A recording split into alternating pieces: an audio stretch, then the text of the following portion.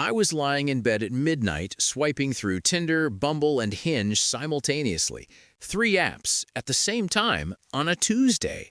And at some point, I stopped and just looked at what I was doing. Thumb moving on autopilot, face completely blank. Not excited, not hopeful, not even really present. Just swiping, like it was a job I hated but couldn't quit. I'd been on those apps for almost 2 years at that point.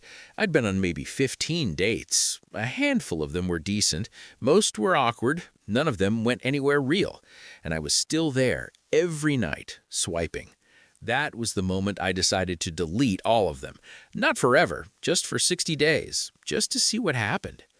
What actually happened was not what I expected, and honestly, some of it I didn't want to admit even to myself. That's what this video is about. The first thing that happened when I deleted the apps was nothing. That sounds boring, but it wasn't, because the nothing was loud. The first few evenings without them, I kept picking up my phone and feeling this weird itch. Not like I was missing someone specific, more like a phantom limb. My thumb would navigate to where the apps used to be, and there was just a blank space. And I realized in that moment that I'd been using those apps the way some people use television. Not because I genuinely wanted what was on, just because having something on felt better than the silence. That was the first uncomfortable truth. I wasn't on dating apps because I was actively, intentionally looking for a relationship. I was on them because they were filling a quiet that I didn't want to sit with. By day 10, something shifted. Without the apps eating 30 to 40 minutes of my evening, and if you're being honest with yourself about how much time you actually spend on them, it's probably more than you think. I had this weird surplus of attention, and my brain, not knowing what to do with it, started actually thinking. Not about dating, about me. About why I'd been on those apps for 2 years and nothing had gone anywhere. About what I was actually looking for versus what I kept choosing. About whether I even had a clear idea of what I wanted, or whether I was just swiping in the general direction of someone. That's an uncomfortable question to sit with, and the apps, I realized, had been helping me avoid it. Because as long as you're swiping, you feel like you're doing something. You feel like you're trying.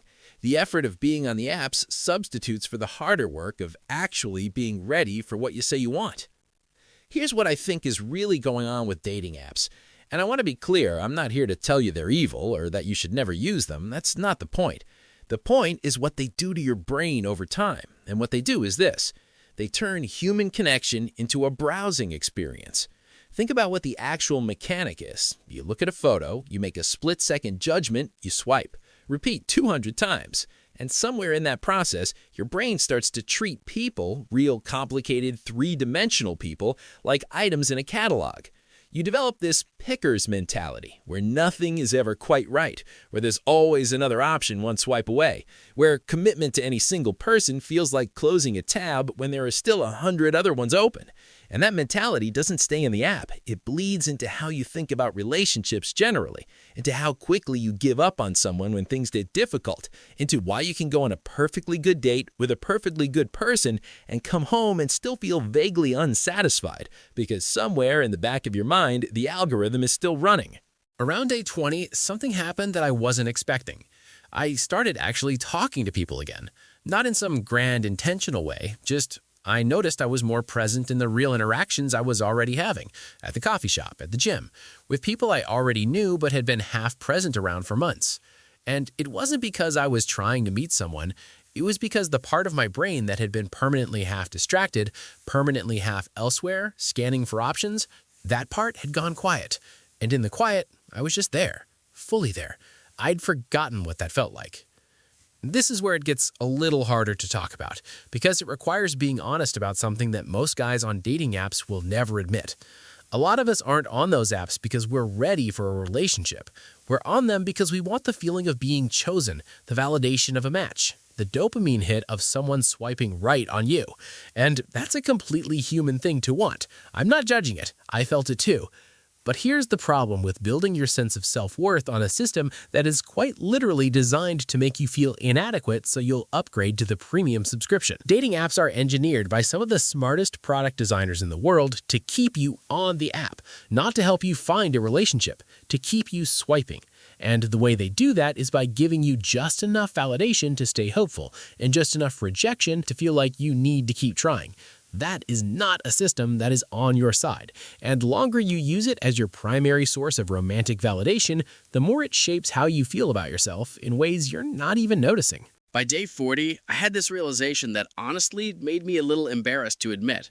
I had been telling myself for 2 years that I wanted a relationship, that I was putting in the effort, that I was trying, and it just wasn't working out. But sitting with myself for 40 days without the apps, I realized I hadn't actually been trying at all. I had been performing trying. There's a difference. Real effort toward connection is uncomfortable. It requires showing up as yourself, not a curated version of yourself.